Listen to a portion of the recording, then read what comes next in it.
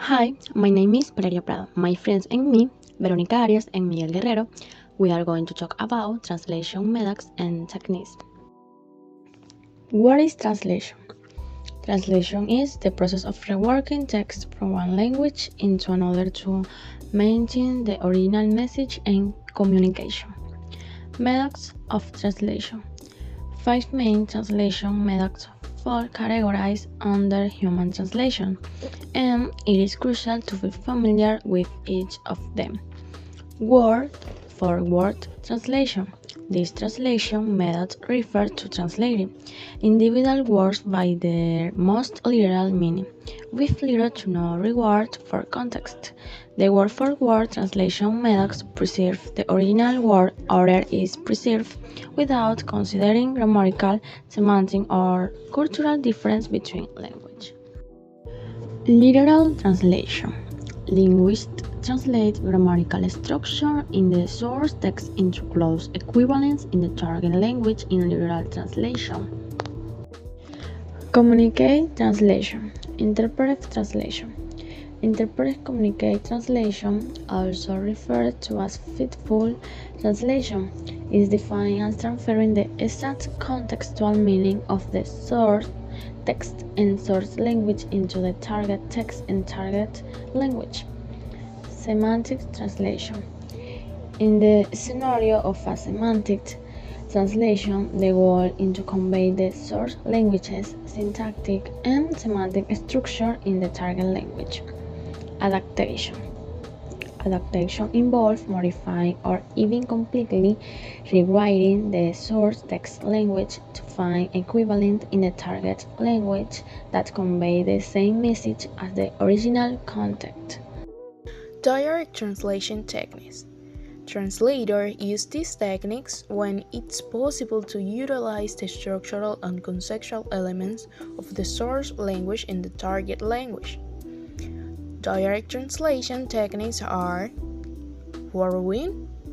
It is a technique that doesn't seem to be a translation since it uses words of expression from the source language.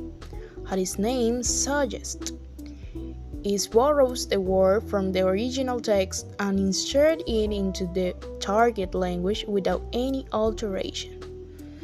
Usually, the translator uses these techniques when there is not equivalent in the target language. There is an equivalent, but the borrowed word comes with the meaning better than the target language word, and the translator wants to preserve and give the sense or feel of the target language.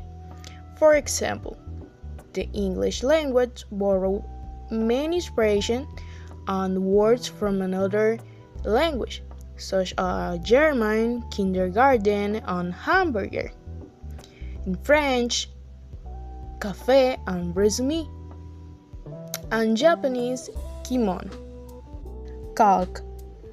It is a translation method by which a phrase is translated literally from the source of the target language. This word-for-word translation constructs a new term in the target language. It's worth noting that calques can spread widely in the target locale if they are absorbed and accepted by the natives, like breakfast, that comes from the French term déjeuner.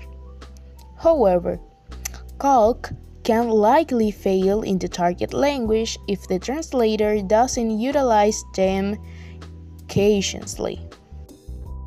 Literal translation. This method is all about translating word for word from the source language. Usually, the translator uses this strategy when the language they are translating from and to are close, especially culturally wise. To illustrate the Spanish question, ¿Qué hora es?, is translated to ¿What time is it?, in English. In this example, you can see that the literally translation approach doesn't affect the meaning that the original phrase aimed for. The translator should be careful when using this technique since it can sometimes fail. it has specific rules. The translated text should retain the word order, style, and meaning of the source language while being at the same time idiomatic.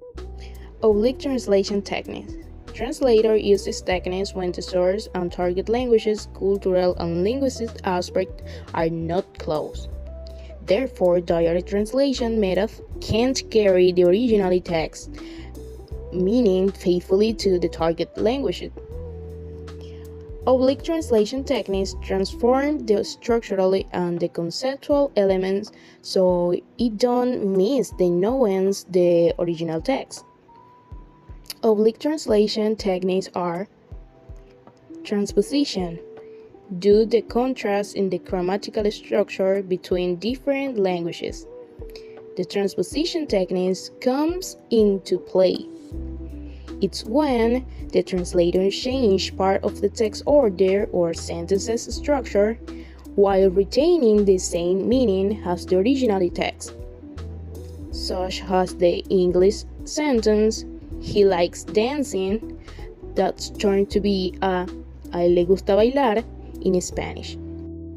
Transposition is particularly the favored technique for English and Spanish translators since both languages are dramatically different and grammatically different. English verbs are likely to come at the beginning of the sentence, while the Spanish verb comes at the end. Modulation. Modulation is all about adjusting the point of view of the source language without changing the purpose of the text.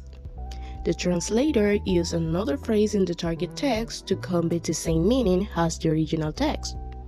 It involves semantic and perspective change while preserving the intent of the source language's text. The translated text should give a sense of nativeness, such as the French phrase dernier étage, which means literally last stage, that turns to be top floor in English. Reformulation or equivalence. Do you want to translate an idiom, advertising, a slogan, or proverb? Then reformulation is your way to go. This method allows the translator to find an equivalence to the original expression in the target language. It changes the phrase totally while expressing the same meaning as the source languages. For example, the English idiom "let the cat out of the bag" is translated to "suelta la sopa" in Spanish. Adaptation, also known as a cultural equivalence or cultural substitution. Adaptation is the chosen method when translating jokes. As an example, it is essential when expressing the meaning of phrases that don't exist among the target audience culturally or aren't common in the target culture.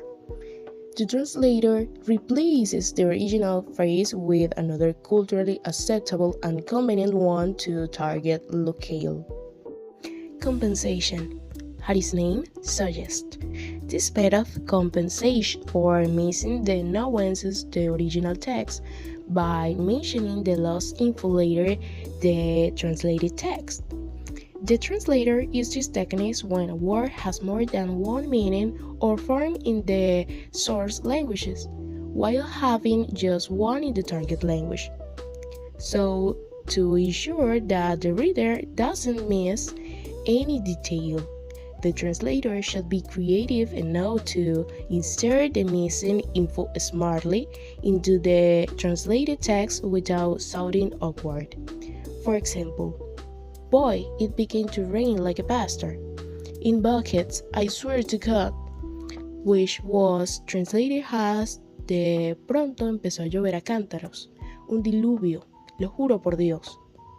In this way, the same effect produced by the original text is attempted to be recovered. Reduction. Sometimes the translator chooses the cut word or phrases that seem redundant or unnecessary while translating from one language to another.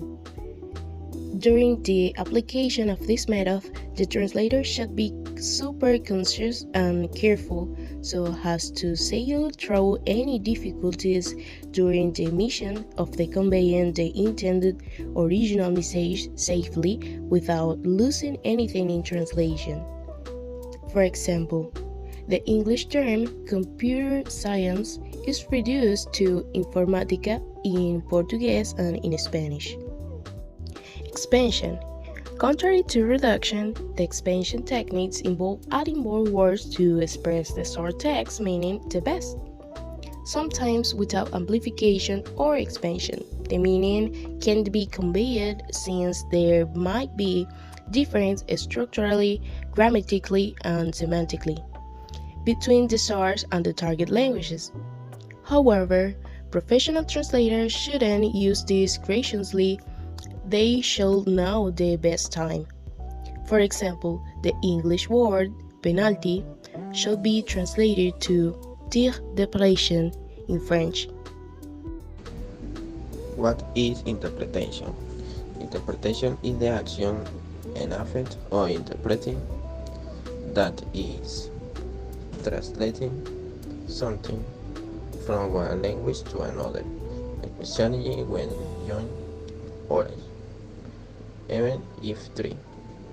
Definition falls short of everything that encompasses this discipline that many confuse with translation, but especially share the action of translating a message into the language of the recipient, but the sport and time of the action are different. Difference between interpretation and translation.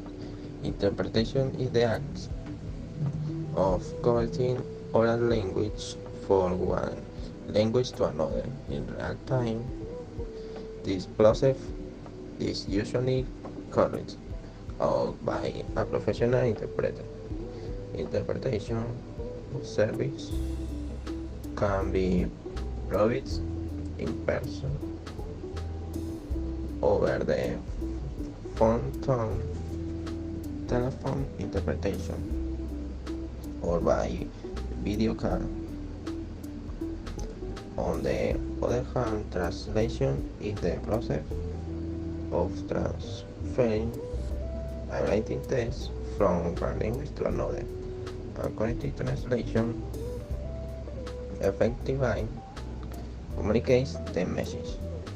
Many of the original texts, a professional translation translates a writing text into another language. This can include anything from brochures and scenes to websites and books.